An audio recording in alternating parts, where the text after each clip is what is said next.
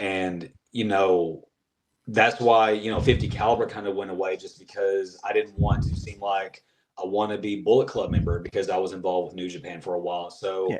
whenever they put me in Stray Dog Army, I was like, man, Stray Dog might be something. In my head, I'm like, well, I've never been signed, but I've always gotten a shot. And to me, it's like a stray dog that I go house to house to these big houses, these big companies. I'm fed a meal, but I'm never let inside. I'm a Mm. stray dog just looking for a home.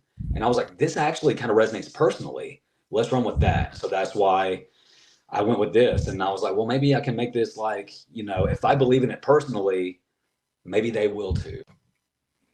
And it makes sense. It makes a Yeah. lot of sense. I know for me, like the name Red Dog was something that came from Clifford, the big red dog, Yeah. Yeah. and being bullied like all through high school and elementary school and high Ooh. school. And I was just like, yo, it resonates with me, and I talk about it all the time. And kids ask me, they're like, "Why is your name Red Dog?" And I tell them like, "Yo, I was bullied as a kid, and I want everybody to remember this name." And so that actually low key became like the motivator to like just Yeah. keep pushing. Was like, I'm just gonna beat that guy that like he's the mercenary that you don't really count on, but he's also kind of comedic. But and I included like so much of my life into just this one character. But I was like, Yeah.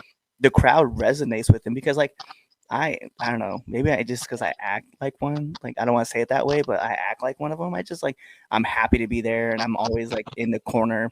And then when I'm the worst part is when I'm a heel, everybody hates me, which is Yeah. great Oh, yeah. because like I resonate with them. I just boo myself, and then I talk trash to them about why they're booing me. I'm like, I had this one person in Pennsylvania. They booed me, and I was like, I don't know why you're booing me. I was like, you live in Pennsylvania, and I walked away. That's beautiful. I love it.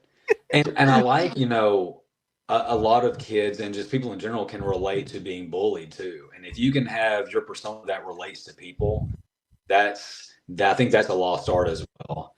And I remember it was actually William Regal that talked about his philosophy to being a heel, and he would take like tidbits of people that he did not like in real life and apply them to his character. He said that he was on a plane and sitting next to this guy who just well dressed but was very uppity, like knew he was rich, thought he was better than everybody, and he had like a cufflink with his name engraved on it, just very over the top extra. He got off the plane and called his wife, said, I need you to tailor a suit with my name with a cuff link on a suit. He's like, because I couldn't stand it about this guy and I need that done. He took what he hated and applied it to his heel character about what he hated in real life. And that was like that blew my mind. I was like, man, what a genius. Like the fact that he was never Mhm. world champion just really blows my mind, honestly. And all the knowledge that man has, and Yeah. like in the way like he pushes like I know a lot of people don't like the real man, real William Regal character. Yeah. I love that character because Yes. he's legitimately telling you like all the things. He's like showing you the mirror of like this is who Mhm. you think you are and you're not, and you can never be that guy, and he's literally flaunting it in your face. He is. I And love like it. As a preteen, I hated Regal, and now I'm like, dude, he was the best. He was way too good.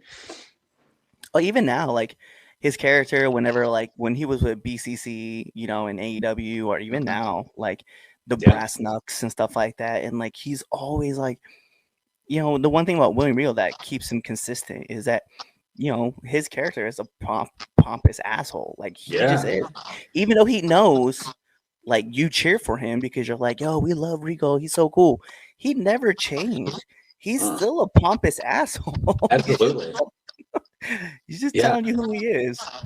absolutely. And that's like, guys like Kevin Owens, even as Kevin Steen on the Indies, he never changed. It just, his reasoning behind what he did changed or who he worked with changed. Yeah. Otherwise, that dude never changed who he was.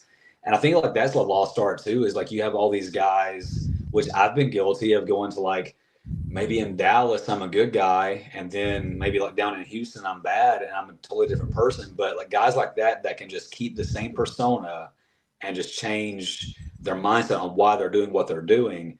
That's an art to behold for sure. Yeah, and I guess that's where I.